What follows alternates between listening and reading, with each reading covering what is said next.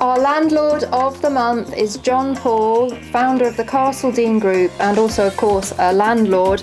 John Paul, just give us a little bit of an overview of your personal portfolio. I started investing about 8 years ago in the sunny northeast. Started buying chimney pot houses in Billy Elliot country, as we call it, in Eatonton, County Durham. And just really two up, two downs.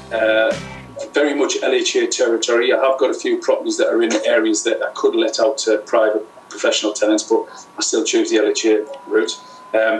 Got a couple of commercials, got a couple of lease options, HMOs, so you could say I've tried pretty much everything. Got a holiday let as well in Spain.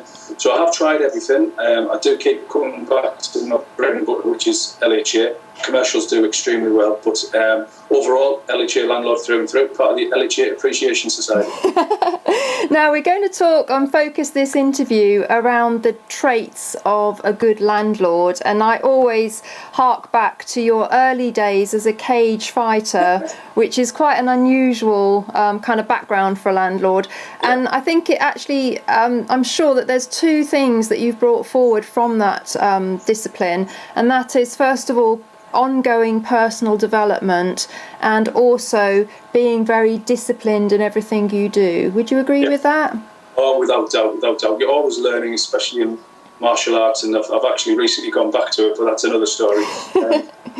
So yeah, always ongoing learning. You're never too big for crap arse, as my dad used to say. So you're always learning. You learn by your mistakes. You're trying new things, and you're researching, and you're making sure your development's continually progressing.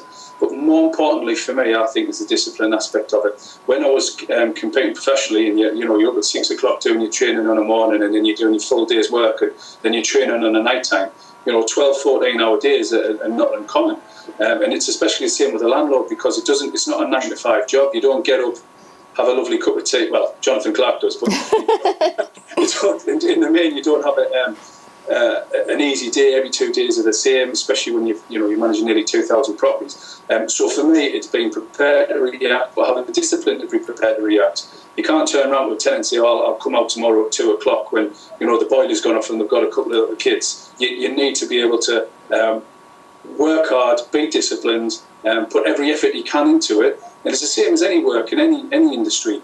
You work hard and smart at the same time, and you will see the results. Where you don't see the results is where you get lazy. You get out of a routine, you get stagnant. And if you're not moving forwards, you're moving backwards. So for me, it was definitely discipline, carried from the sporting world, put it into the business world, and without doubt, that's been a major reason for my personal and company success. And I think also you're a great believer in systems and systemising things as well, and you've actually invested a lot in that yourself, haven't you? Massively.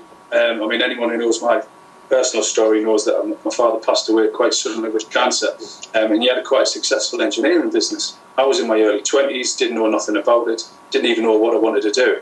But because of the lack of systems, he still signed all the checks, he still did this, did that. The company went bust within 4 months, so myself and my family, we lost a lot. House, cars, business, income, everything.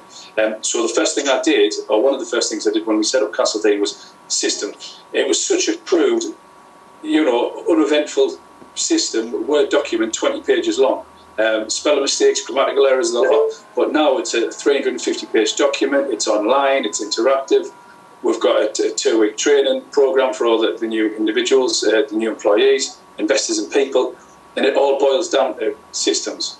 And it's a huge reason why we have grown the way we have grown, because without systems, you do not have scalability for any sort of business. Indeed. And just to finish, JP, I know that tenant communication is very high on your agenda as well, and we saw the actual results of that in the Meet the Landlords programme on BBC One, where your staff member Bev received a great deal of positive feedback. You do believe in always communicating with tenants and supporting them and trying to help them through any mini patches or crisis that people invariably do experience. Yeah, LHA tenants, that sort of problem does happen a little bit more than you would like it to, but it does happen. So you can either brush it under the carpet, pretend it doesn't happen and keep chasing the rent, or you can deal with it in a sympathetic and empathetic manner, and try and help them through this. It is quite difficult, it is quite hard, but as you can see, the benefits are there to see with Bev. She's not alone in the way she acts. She's a very much of a mothering person in the main, but because of that, we've received universal acclaim from National Approved Letting Scheme, which I know you deal a lot with, other landlord groups. But as I say, that's throughout the whole of the company. We do try and be like that, because without tenants, property investing is a very expensive business. You've got loads of landlords but more tenants. Interestingly enough, because of those sorts of things, we have more people looking at our properties on Rightmove than all our competitors added up together. Now, that can't just be because of our advertising, that is because of the reputation we have got because of looking after the tenants. We work alongside charities, alongside social networking, social services and stuff like that. So overall, it's an aim of the business to try and help those type of tenants, and we're happy and proud to do so. Well, thank you so much for such a positive story, JP. Keep up the good work, don't go changing, and thank you for being our Landlord of the Month. Thank you.